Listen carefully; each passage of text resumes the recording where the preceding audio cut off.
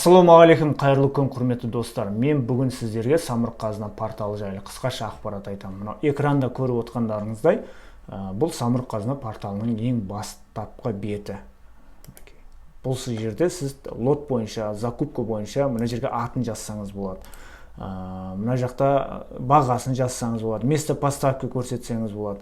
Работа услуга қалай таңдайсыз, өзіңіз білесіз. Одан кейін бұл жерде де госзакуптегідей кез келген суммада кез келген товарлар бар. Мысалы үшін мебель бар, мышка, компьютер, бокал, кез келген товар. Сіздің айналаңызда не бар, соның барлығы осы жерде бар.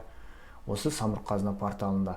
Барлығы электронный, документтерде, заявка жіберу, договорларға барлығы электронный және барлығы прозрачный. Бұл жерде де адамның ықпалы жүрмейді. Бұл жерде де кәдімгі бір честный өтеді барлығы. Одан кейін бағасы өте жоғары. Госзакупқа қарағанда 1000 теңгелік заттарға 10.000 теңге беріп қояды. Өйткені бұларда ақша көп, ақша проблема емес бұларға. Өйткені бұлар ұлттық компаниялар, бұларда жаңағыдай бір бұны қандай компаниялар бар? Қазақтелеком бар, Қазпошта бар, одан кейін Қазақстан темір жолы, Қазмұнайгаз, одан кейін Эйр Астана, осындай ұлттық компаниялардың бір 400-ге жуық ұлттық компаниялар осы сайт арқылы өздеріне керек работа, услуга, товарды осы жерге жариялау арқылы сатып алады барлығын. Мына жерде қарап отырсаңыз, әркімнің өзінің личный кабинеті болады. Мінекей қараңыз.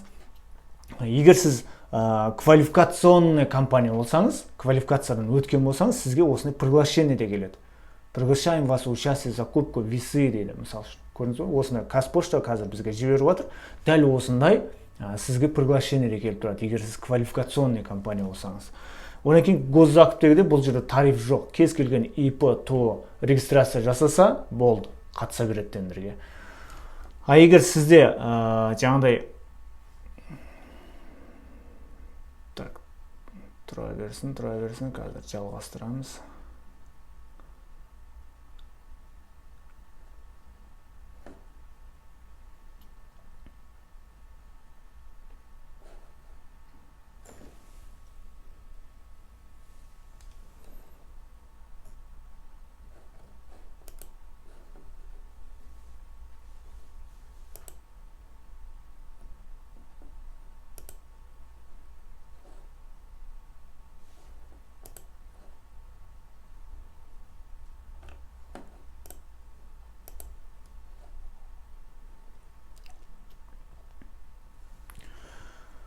Одан кейін өзіңіздің личный кабинетіңізге сіз осылай мынау жақында болу.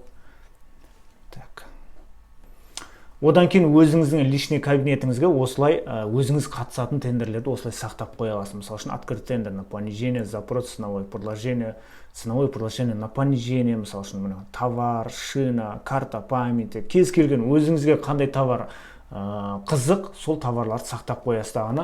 Кейін қолыңыз босаған уақытта, басқа уақыттарда товарды іздеп, тауып, поставщиктермен сөйлесіп болғаннан кейін, бағасын конкретно біліп алғаннан кейін барып заявка жібересіз. Содан кейін барып, сіз сияқты басқа біреулер де қатысады, содан кейін соның ішінен кімнің документі дұрыс, кімнің бағасы төмен, соның победитель қылады. Бұл жерде 10 адам қатысса, 10 адамның барлығының бағасы қабылданады деген сөз емес. Кімнің документі дұрыс, жіберген документі, солардың бағасын қабылдайды. 10 адамның бір 4-5-еуіне отклонение жасауы мүмкін, өйткені олар документті дұрыс жасай алмаған үшін.